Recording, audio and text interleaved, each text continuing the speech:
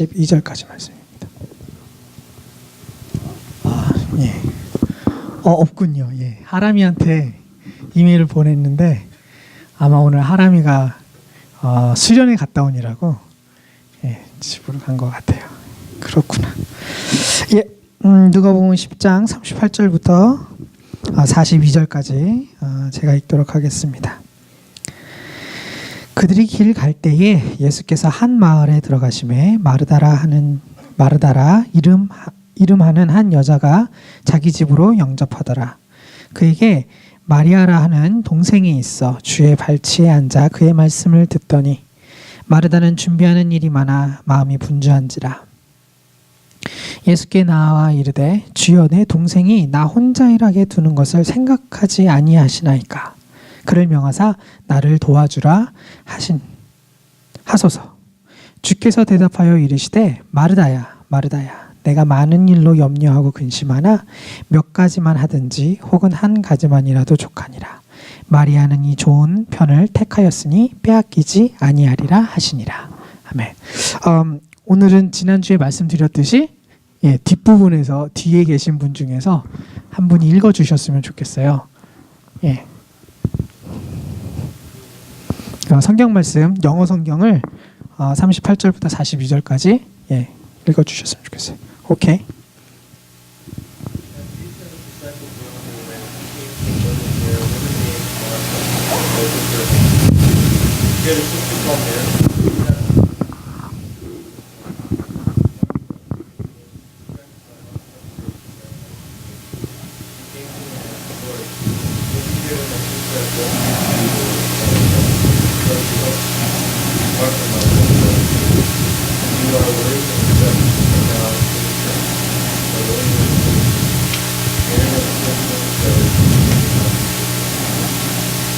네, 감사합니다.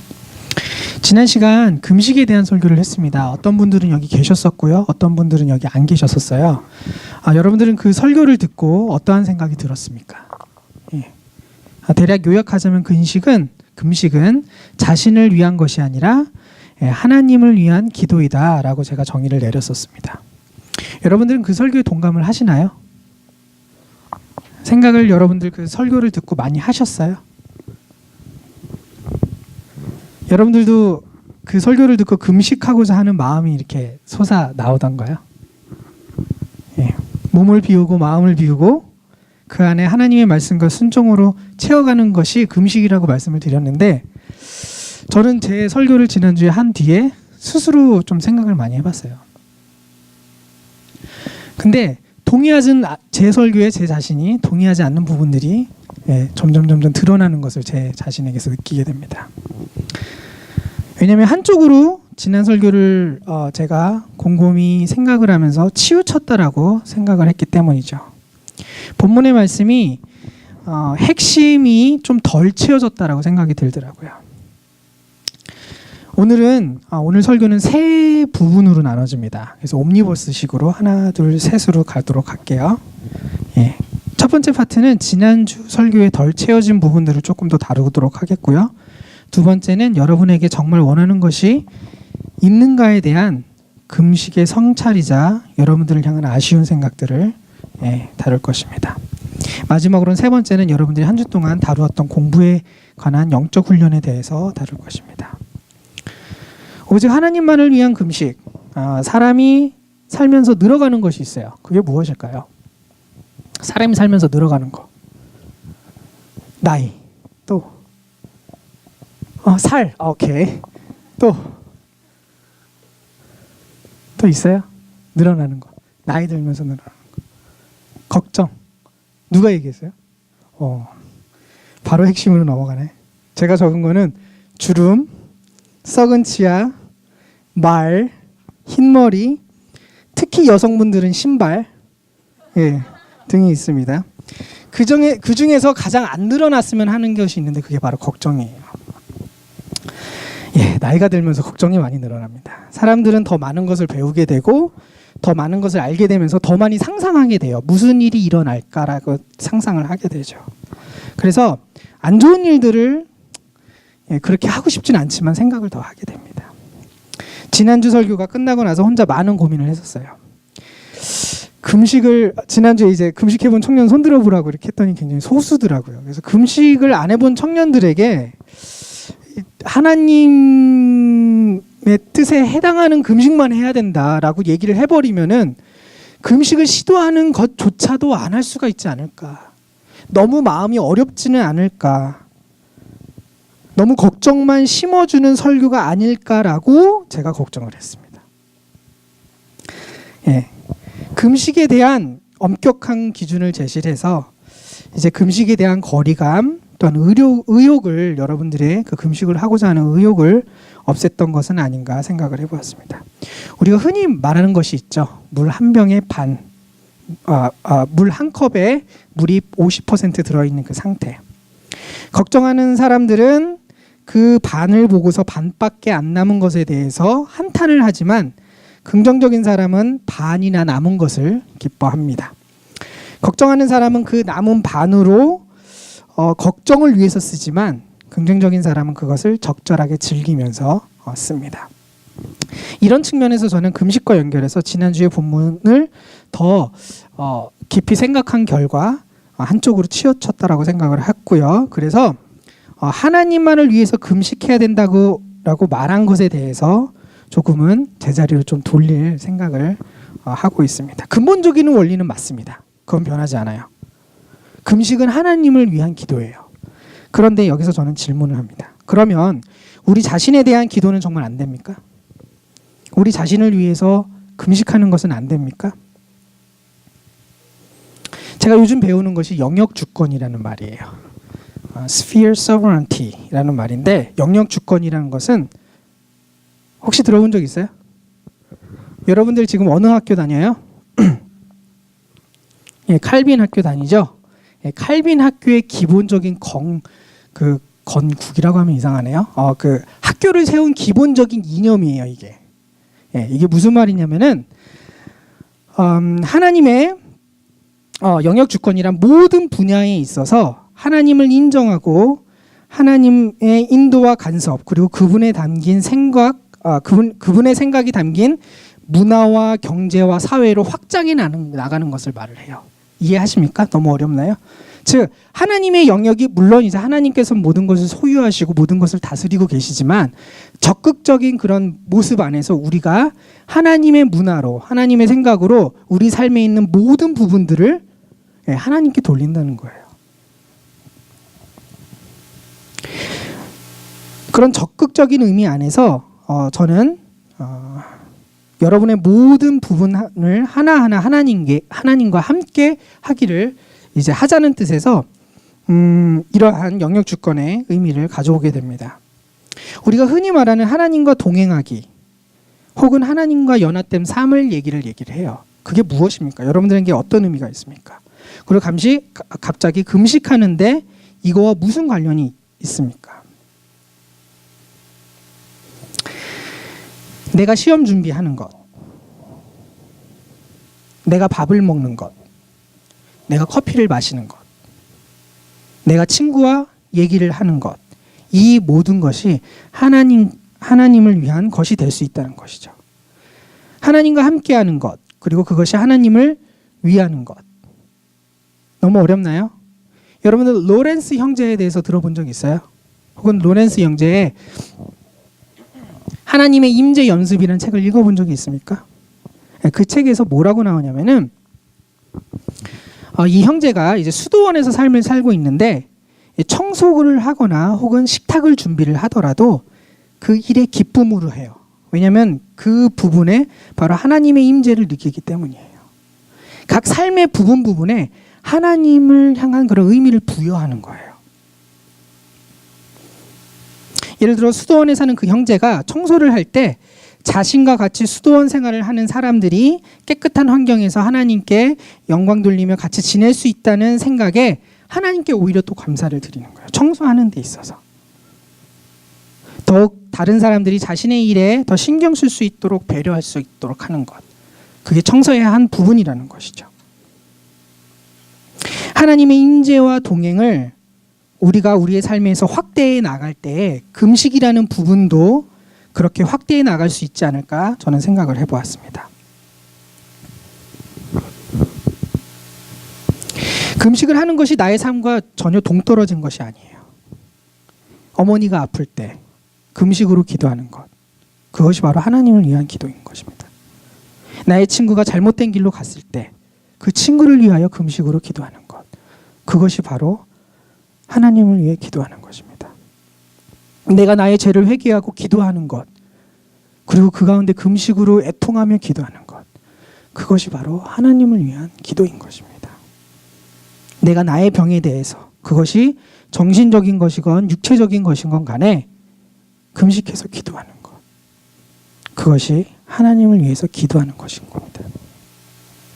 너무 부정적이고 조심스러운 금식보다, 혹은 너무 분별 없는 금식도 문제지만 너무 금식을 어렵게 생각하지 말고 그냥 해보세요. Just do it. 여러분의 삶의 영역에서 어느 곳이나 금식을 하며 기도해도 그것은 하나님을 향한 기도가 될 수 있기 때문입니다. 지난주 설교를 하면서 여러분들과 이렇게 응답하면서 눈빛을 마주치면서 얘기하면서 어떤 생각이 제가 사실 가장 크게 들었냐면은, 우리 청년들이 삶 속에서 정말 금식하며 원하는 것이 있을까라는 아쉬운 부분들이 드러나기 시작했어요. 제 머릿속에. 그 부분이 가장 아쉬웠습니다. 금식을 할 정도로 긴박하고 정말 하고 싶은 기도가 있을까?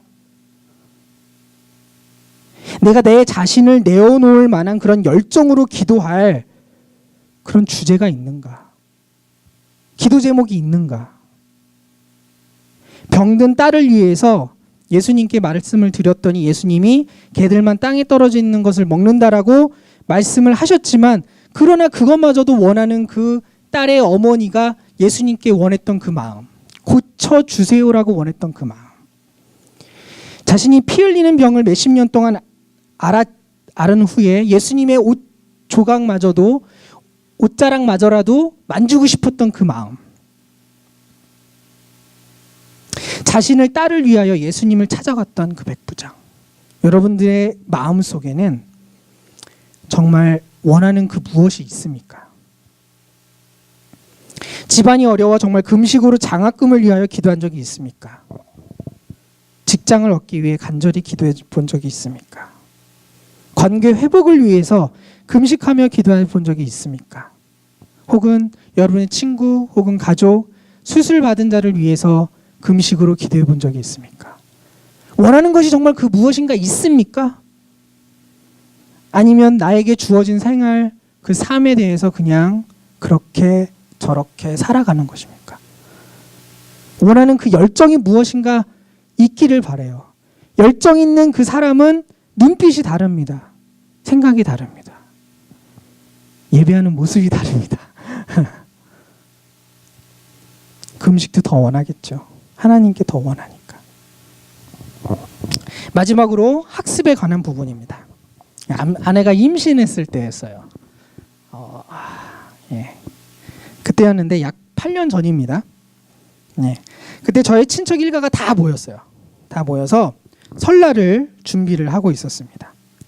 저는 우리 집안의 막내이지만 그렇지만 첫째예요.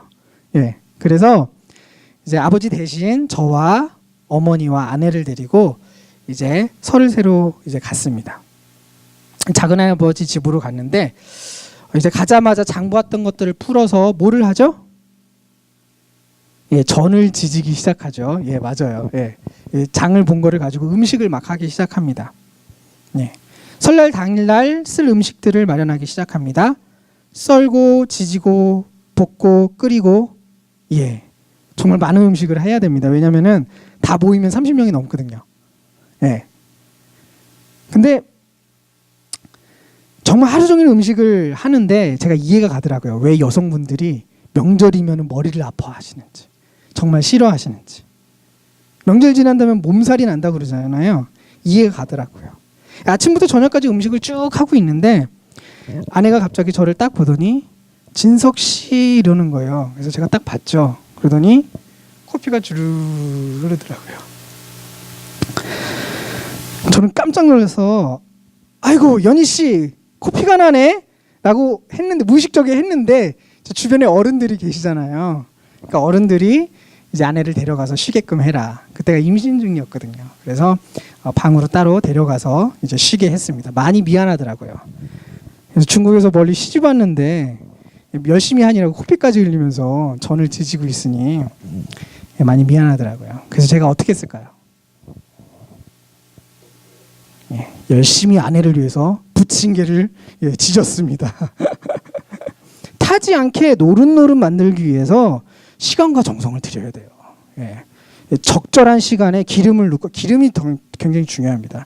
기름을 안 넣으면 타거든요. 기름을 넣고, 또 기름을 너무 많이 넣으면 어떻게 돼요? 느끼해요. 그래서 적당히 넣고 뒤집어야 됩니다. 하루 종일 그걸 하니까 다리가 저리고 허리가 아프고 온몸에는 기름 냄새가 나고 하더라고요. 누구를 초대한다는 것은 굉장히 신경 쓰이는 일이에요.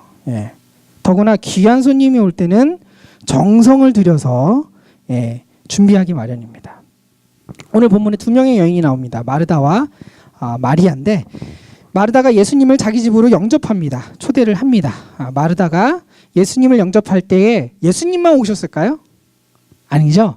당연히 12제자도 따라왔겠죠. 성경에는 적혀 있지 않지만 혹시 제자는 아니었지만 같이 따라온 친구들도 친구들이라고 하면 이상하죠. 그 예수님과 함께하던 자들도 있었을 수도 있어요. 그죠? 그러면 사람이 몇 명이 되죠? 저는 뭐 그 사람들은 일단 제외하더라도 최소한 몇 명이 될까요? 16명. 왜요? 예수님, 12명 제자, 마르다 마리아, 그 다음에 나사로. 그죠? 그래서 최소한 16명이 될 것입니다. 여러분들 16명의 손님 음식을 준비해 본 적 있습니까? 없죠. 바빠요. 힘들어요. 쉽지 않아요. 아마 코피를 흘려야 될지도 몰라요, 여러분들. 먼저 손님을 받는 의식이 있어요. 그래서 손님께서 딱 오시면 아마 13명이 발을 씻을 수 있도록 물을 준비를 했을 거예요. 그리고 수건도 준비했을 거고, 그리고 음식을 이제 막 준비하기 시작했을 겁니다. 그 왜 발을 씻기냐면 오늘날처럼 이렇게 깨끗한 그런 도로가 아니었어요. 그래서 그때 당시에는 먼지가 많은 깔려 있는 도로가 아니고, 돌이라든지 혹은 지금 뭐 여러분들이 걸어다니는 그런 도로가 아니라 이렇게 모래와 흙이 있는 도로예요. 그럼 어떡할까? 굉장히 더럽겠죠. 그래서 그것을 씻어주는 물을 먼저 주는 것이 이제 그 나라의 풍습이었습니다. 음식을 하기 시작했을 겁니다. 이들의 정통적인 음식으로 빵을 굽기 시작했을 거예요. 여러분들 빵 구운 친구들이 있어요? 혹시? 굽는 친구들 때로. 한 얼마나 정도 걸리나요? 한 2시간은 적어도 걸리죠? 근데 여러분들이 걸리는 그 2시간은 어떤 2시간이에요? 그래도 뭐 박스를 뜯어서 만들고 비비고 그 다음에 오븐에 넣고, 그죠? 근데 여기에 그런 빵을 만드는 과정은 어땠을까요? 밀가루를 빻고 거기다가 물을 넣던가 반죽을 한 다음에 오븐도 오늘날처럼 있었을까요? 아니죠. 불을 지피고 또 빵을 구웠겠죠. 쉽지 않았을 거예요. 귀한 손님이었기 때문에 동물을 잡았을 수도 있어요. 성경에는 적혀있지 않기 때문에 잡았는지 안 잡았는지 모르겠어요. 그런데 만약에 잡았다고 얘기를 하면 어땠을까요? 옛날에 창세기 보면 어떤 말이 나오죠? 아브라함이 지나가던 천사들을 대접을 하죠. 음식을. 아브라함이 급히 들어가서 동물을 잡습니다. 잡을 때 어떻게 했을까요? 아마 양을 잡아서 죽이고 피를 빼고 껍질을 벗기고 그리고 썰고, 좀 잔인한가요? 그 고기를 하는 것이, 그런데 제가 말씀드리는 건 얼마나 손이 많이 갔을까요? 그죠?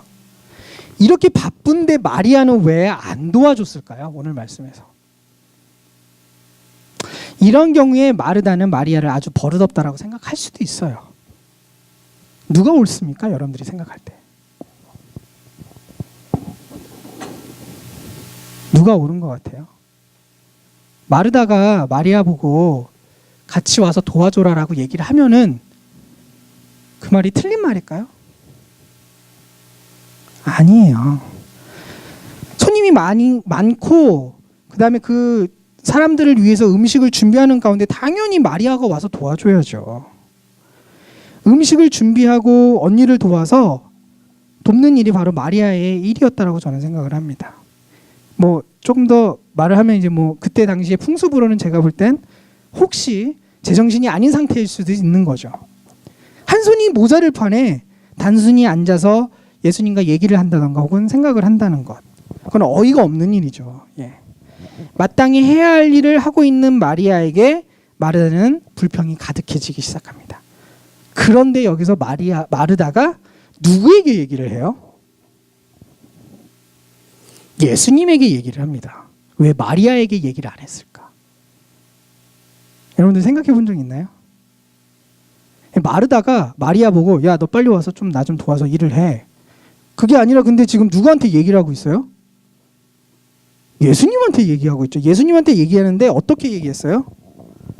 주여, 내 동생이 나 혼자 일하게 두는 것을 생각지 아니하시나이까. 이거 굉장히 프로보킹하죠, 그죠? 예수님을 오히려 막 꾸짖는 듯한 그런 느낌이 나지 않나요? 저를 명하사 나를 도와주라 하소서라고 얘기를 하고 있습니다. 원래는 그 불편한 관계가 마르다와 마리아의 관계였어요. 그죠? 근데 지금은 이제 누가 미워지는 거예요? 예수님이 중간에서 이제 그렇게 어려워지고 있습니다. 예수님께 말씀드리는 상황은 지금 뭐 어떤 상황이냐면 예수님 제가 처한 상황을 모르십니까? 알면서 왜 마리아 보고 저한테 와서 도우라고 하지 않으시나요? 마리아가 눈치가 없었던 거죠. 그 정도로 말이 나올 정도면은 미리 가서 좀 도와주고 그렇게 해야 되는 게 맞지 않습니까? 다른 사람이 예수님한테 얘기할 정도로 눈치가 없었던 거죠. 아니면 예수님이 너무 좋아서 눈에 뵈는 게 없어서 아까 말한 대로 제정신이 아니어서 예수님 발치에만 있었던지요. 마르다가 마리아에게 직접 말하지 않고 예수님을 말한 이유에 대해서 저는 이렇게 생각을 했어요. 첫 번째는 예수님의 권위를 빌려서 자신이 하는 일에 대한 정당성을 부여하기 위해서요. 좀 말이 어렵죠. 무슨 말이냐면 내가 하는 일이 지금 맞지 않습니까? 저 지금 잘하고 있잖아요. 근데 얘는 왜 이러고 있는데 이렇게 그냥 놔두시나요? 라고 얘기를 하고 있는 거죠. 제가 볼 때 마르다의 요청은 지극히 당연한 것이었고 마리아는 정말 여러분들이 말하는 그 네 가지가 없었던 거죠. 근데 예수님의 대답이 굉장히 흥미롭습니다. 예수님은 마리아를 꾸짖지 않으시고 마리아가 좋은 선택을 하셨다고 말씀을 하십니다. 왜 그랬을까요? 예수님은 모든 상황을 다 넘기고 일단 예수님은 사람의 중심을 보시는 하나님이세요. 그죠? 마르다가 준비하는 그것에 필요한 것을 예수님께서 알고 있었지만 정말 중요한 것이 마르다에게 빠진 걸 수도 있어요. 손님을 접대하는 마음이 중요하지만 그러나 손님에 대해서 더 알고 싶은 것, 더 알고자 하는 마음은 마리아가 더 많았던 것이죠. 예수님의 모시겠다는 생각은 좋지만 예수님에 대해서 더 알고 싶었던 그 마음, 마리아의 마음, 그 마음을 예수님께서는 더 보신 게 아닐까요?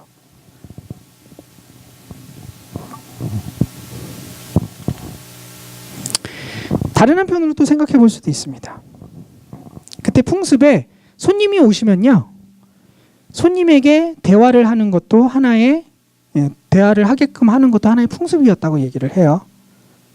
그래서 손님이 오신 다음에 적절히 대화하고 반겨주는 그런 문화, 그것을 마리아는 선택을 했고 마르다는 여러 가지 분주한 음식, 혹시 풍성한 것을 더 내려놓고 만들음으로 인해서 더 많이 제공을 함으로써 자기 자신을 높이고자 하는 그런 마음이 있었을 수도 있겠죠.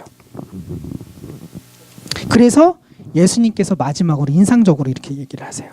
마르다에게 내가 몇 가지만 하든지 혹은 한 가지만으로도 족하니라. 마리아는 좋은 편을 택하였으니 빼앗기지 아니하리라 라고 말씀하셨던 거죠. 그 마음을 보시는 예수님의 말씀, 여러분들 이해가 가나요? 여러분들 오늘 학습과 관련돼서 그러면은 어떤 생각을 우리가 할 수 있을까요? 저도 청년 때 그때 당시만 해도 아침 일찍 가서 이제 아이들을 픽업을 합니다. 예, 교사였거든요. 그래서 아침 새벽같이 픽업을 해서 교회에 데려다 놓고 가르치고, 예, 그 다음에 예배 11시 예배 드리고 점심 먹고, 그 다음에 중간에 좀 이렇게 있다가 저녁에 그때는 예배를 드렸었거든요. 6시나 7시 반 정도 그 사이에. 그러면은 그 예배 뭐 찬양인도 하고 저녁까지 있고, 그렇게 해서 하루 종일 교회에 있었어요. 그때 당시에는 저는 그게 너무나도 당연한 거였고, 그때 풍습에 의해서 너무나도, 예, 그렇게 배워왔었고, 지금은 상황이 많이 다르죠. 예. 그러한 여러분들이 어떠한 상황 속에서 개개인의 신앙생활들이 있을 거예요. 각자의 처한 상황 속에서. 그 상황 속에서 여러분들 그러면은 그 진리에 대해서, 하나님에 대해서, 즉 마리아가 예수님에 대해서 더 알고 싶었던 그 마음처럼 여러분들은 혹시 그런 신앙생활 가운데 하나님을 더 알고자 하는 마음, 진리를 더 알고자 하는 마음이 있습니까? 그런 마음이 있기를 저는 간절히 소원을 해요. 제가 굉장히 인상 깊었던 그런 내용 중에 하나가 그 생각에 초점을 맞추는 거라는 그런 파스터의 그런 얘기를 보면서 제 나름대로 생각을 했었어요.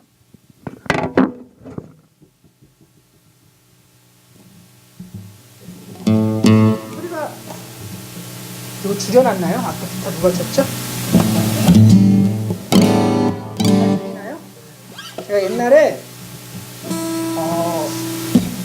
피아노 조율을 조금 배웠었어요.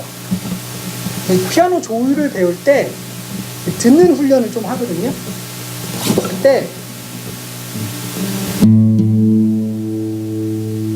예, 좀 돌려볼게요. 이 듣는 소리 중에서 소리를 머릿속으로 상상을 할 때 지금 딴딴 했죠. 이 소리가 이렇게 맥을 이루듯이 흘러가는 그런 부분들이 있거든요. 근데 맞출 때 그 부분이 정확하게 맞추면은 정말 소리가 맞는 거예요.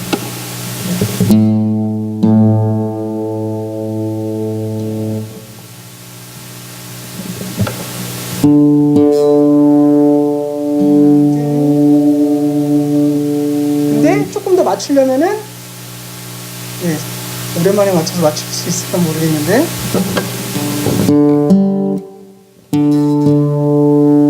아직도 안 맞았다 하고 내려가죠. 소리가 느껴지나요? 안 느껴지죠? 오케이. 기타 잘 치는 친구들은 아마 알 수 있을 거예요. 그게 조율을 할 때 우리가 듣는 기본적인 소리가 있지만 그 너머에 흐름이 있습니다. 주파수가 있어요. 그거를 맞추면은 똑같이 맞추면 소리가 정말 맞춰지는 거예요. 그것처럼 여러분들의 삶 속에서 주파수가 맞았으면 좋겠어요. 맥놀이라고 전문적인 용어로 맥놀이라고 얘기를 하는데 그 맥놀이에 여러분들의 삶이 맞춰졌으면 좋겠어요. 영역 주권이 됐던 무엇이 됐던 간에 그 조율만 여러분들의 삶에 있어서 맞추면은 무엇을 하더라도 하나님 안에서 하나님께 영광을 돌리는 것이란 거죠.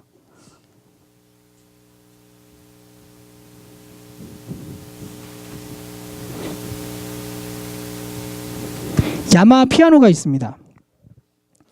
야마하 피아노가 있는데 그 야마하 피아노를 정말 유명한 피아니스트가 피아노를 쳤어요. 너무나 잘 치는 피아니스트가 피아노를 침에도 불구하고 조율이 안 맞으면 어떻게 되죠? 네, 훌륭한 연주가 될 수가 없어요. 아무리 훌륭하고 아무리 정확하게 피아노를 친다라고 하더라도 피아노의 조율이 안 맞으면 안 된다는 거예요. 우리의 삶도 마찬가지예요. 우리의 삶이 어디에 조율되어 있습니까? 440MHz라고 얘기를 하거든요. 보통 피아노 그 라를 맞추는 거를, A 코드를 맞추는 거를 그렇게 얘기를 하는데 거기에 중심적인 것이 안 맞으면요, 다 안 맞는 거예요. 금식이 되었던 지식을 아는 것이 되었던 간에 여러분들의 삶 속에서 그렇게 초점을 맞추는 것, 그런 것이 여러분들의 삶 속에서 필요하다고 생각을 하십니까? 리처드 포스터가 여러 가지 얘기를 해요. 학습에 대해서. 4가지를 얘기를 하죠. 반복, 집중, 이해, 숙고. 그 중에서 저는 숙고 부분에 대해서 조금 더 얘기를 하고 마치려고 합니다. 숙고 부분을 보면은요, 저는 이렇게도 얘기를 하고 싶어요. 리처드 포스터가 책을 읽는 부분 혹은 삶에서 경험하는 부분을 얘기를 하는데, 특별히 저는 이제 삶에서 경험하는 부분에서 여러분들과 한 사람 한 사람씩 만나면서 혹은 얘기하면서 저는 오히려 배워요. 저와 여러분 간의 대화를 가질 때 그거에 대한 리플렉션을 하거든요. 내가 이런 얘기를 했었지. 근데 내가 왜 이런 얘기를 했을까? 내가 꼭 이때 이 얘기를 했어야 했을까? 이렇게 리플렉션을 하는 거예요. 혹은 이 친구가 왜 이런 얘기를 했을까?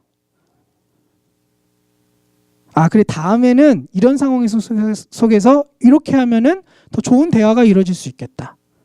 좋은 대화라는 것은 더 깊이 서로에 대해서 알고 그 가운데 초점이 또 어디에 맞춰지는 거예요? 하나님께 맞춰지는 거. 비록 우리가 하나님 얘기를 안 하더라도. 여러분들 친구와 대화하면서 친구를 만나면서 더욱더 여러분들이 신앙이, 영적인 성장이 깊어지는 걸 느낍니까? 전 여러분들과 만나면서 더욱더 학습되고 더욱더 깊이 있는 이해를 원해요. 그리고 그렇게 그런 방향으로 흘러가고 있다라고 믿어요. 여러분들은 우리 목사님을 만날 때 어떻게 생각을 하십니까? 그 가운데서 여러분들이 정말 배우는 게 있죠. 혹은 집사님들, 혹은 친구들, 학교의 교수님들, 그 모든 대상, 혹은 여러분들 나이가 어린 여러분들의 동생들, 그 사람에게도 여러분들이 학습의 대상이 될 수 있다는 거예요. 리플렉션, 숙고. 여러분들이 삶 속에서 한 번씩 계속해서 해보세요. 그거를 위해서 일기를 써도 좋습니다. 그러면 여러분들의 삶이 조금씩 변화되기 시작할 겁니다. 기도하시겠습니다. 이 시간에 우리가 다 같이 기도했으면 좋겠습니다.